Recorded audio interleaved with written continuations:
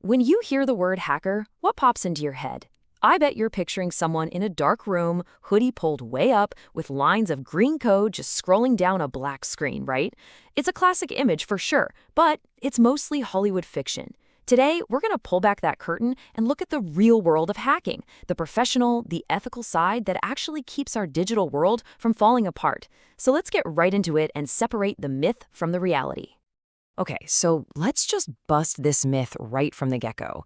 The classic idea is this lone wolf, this digital outlaw working against the system. But the reality? Well, we're talking about a highly skilled professional, someone who is hired by companies to think and act like a bad guy. Why? To find the security holes before the real criminals do. See, they're not breaking in. They've been invited in to test the locks. And here it is, the official definition. Now, if you only remember two words from this, make them these: authorized and legal. Seriously, that is the bright, shining line that separates an ethical hacker from a straight-up criminal. It's all about having permission and working to protect systems, not to profit from somebody else's weak spots. I like to think of ethical hackers as the immune system for our entire digital world. They're constantly on the lookout for weaknesses and vulnerabilities, not to make the system sick, but to teach it how to defend itself, to get stronger. Their work is all that stuff happening behind the scenes that keeps your online life, your banking, your social media, all of it, secure. So why does this matter so much? Well, this isn't just some technical game. When they prevent data breaches, that's what keeps your personal info from getting stolen. When they strengthen security, that's what makes sure the apps and websites you use every day actually work and are safe. It's all about finding the cracks in the castle wall before the attackers are even at the gate. To really get the whole picture, you gotta know the players. And in the world of cybersecurity, we often use this really simple color-coded hat system to figure out a hacker's motivations and their methods. It's a pretty straightforward way to tell the good guys from the bad guys, and, well, from those who are kind of in between.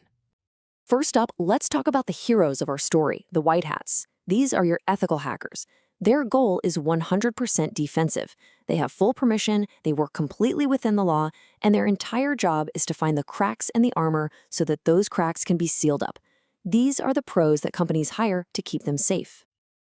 And then, on the complete opposite side of the spectrum, you've got the black hats. These are the malicious hackers you hear about on the news, the ones breaking into systems without any permission, all to steal data, cause chaos, or hold information for ransom. Everything they do is illegal, and they are the very reason white hats have a job. And then, you have the messy middle, the gray hats. A gray hat hacker might find a vulnerability and, maybe they'll even tell the company about it, but, and this is a huge but, they did it all without getting permission first. So even if their intentions aren't purely evil, their methods are still illegal and unethical. It's a perfect example of why that word authorized is so important. Okay, so now that we know who the players are, let's take a peek at their playbook. How do white hats actually do their jobs? It's not just about some frantic random typing. No way. It's a super methodical, disciplined process. It's often called a penetration test, or PEN test for short. This whole process follows a really clear structure. It always starts with reconnaissance. Think of it like casing the joint, learning everything you can about the target from public sources. Next up is scanning, where they use tools to check for any unlocked digital doors or open windows. Phase 3 is gaining access. This is where they actually try to slip inside through a weak spot they found. If they get in, they move on to maintaining access to see just how deep they can go, which shows the real risk. And finally, and this is arguably the most important step for an ethical hacker, reporting. They write down everything so the company knows exactly what to fix and how. And to get all that done, they use a massive toolkit of techniques. Some of it is super technical, like scanning a network for weak configurations. But some of it is surprisingly human, like social engineering. That's when an attacker tries to trick an employee into giving up access. Maybe through one of those fake but really convincing emails asking you to click a link and reset your password. It's all about testing a system from every single angle you can think of.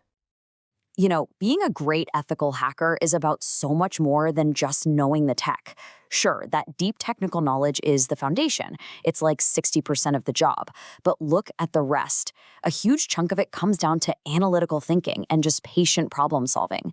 It's this incredible mix of creativity to think like an attacker and the discipline to work like a scientist. And above all else, there are rules.